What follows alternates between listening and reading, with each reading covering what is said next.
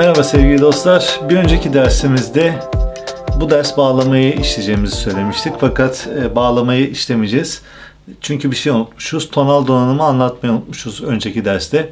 O yüzden bu dersin konusu tonal donanım. Yani neydi? Transpoz. Aslında bunu org'da gösterdik. Şu şekildeydi. Normal bir do notasını alıyorduk. Fakat akort yapmak için bunu transpoze ile, bakın bastığım aynı notayı sadece transpoze ile öne geriye çekebiliyorduk. Şimdi bunu sıfırlıyoruz. Bunu yapmanın bir başka yöntemi daha var. O da nerede? Şimdi şöyle söyleyelim.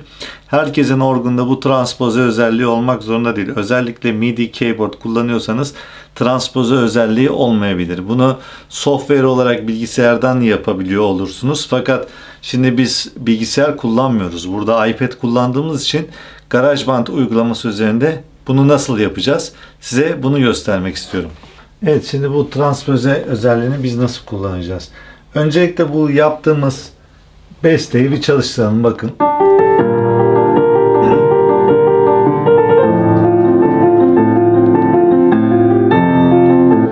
Şimdi bunu anladınız. Sesi algıladık. Şimdi bakalım buradan ölçü, şu hemen ölçü işaretinin altında tonal donanım var. Biz bunu arkadaşlar do majör olarak çalmışız. Ben bunu mi'ye almak istiyorum. Bakın buradan mi'yi seçeceğim. Bunun üzerindeyken yalnız burada işlem yapıyoruz çünkü.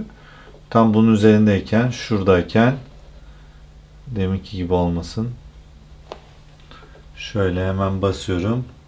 Evet, tonal donanımı mi majöre almışız.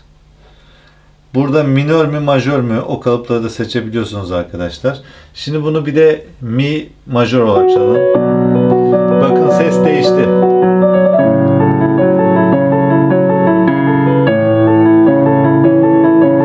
Yani kaydedeceğiniz diğer bütün notaları da girişlerini manuel olsa bile burada ayarlarını çekebileceksiniz. Şimdi biz bütün parçayı aslına bakarsanız burada başka enstrümanlar da olsaydı mi majör olarak çalmış olacaktık. Bir de bunun minörünü deneyelim arkadaşlar.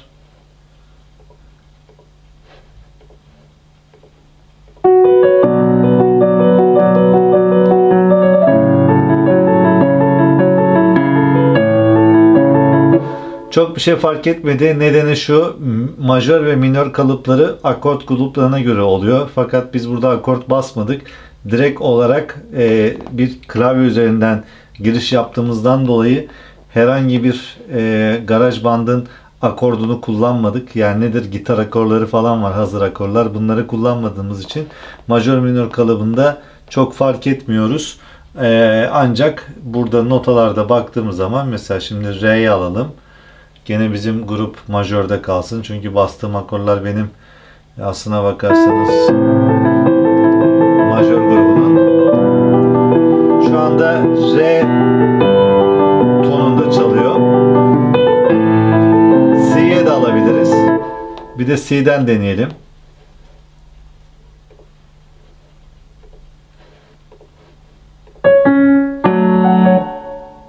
Evet.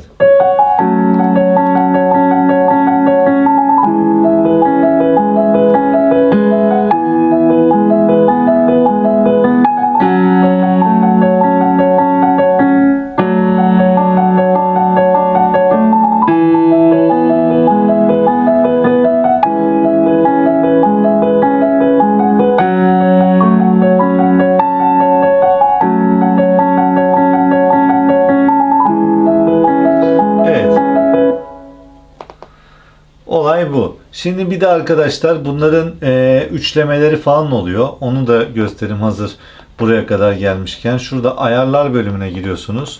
Bunun üzerine bastığı zaman niceleme diyor. Bakın nicelemede mesela üçlemeyi seçtiğimizde 1/4 üçlemeyi mesela seçiyorum. Şimdi şarkıyı 1/4 üçlemeye göre çalalım.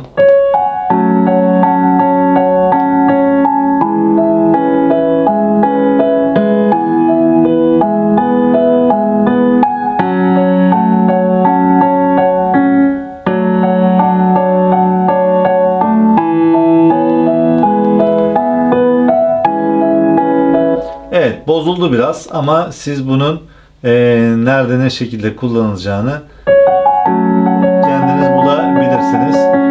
basit tarzda notalar yaptığınızda mesela üçlemeyle bunu otomatik olarak çoğaltabiliyorsunuz ve akor sistemini de ona göre değiştireceksiniz. Mesela ben burada üçleme yaptığım zaman işte 1 bölü 8 üçleme, 1 bölü 16 üçleme, 1 bölü 8 de biraz daha hızlanmış olur.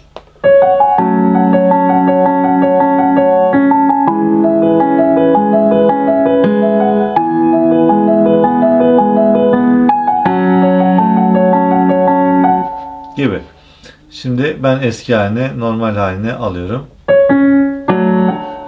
Normal halinde de tekrardan ben ölçüyü do kalıbına getireyim.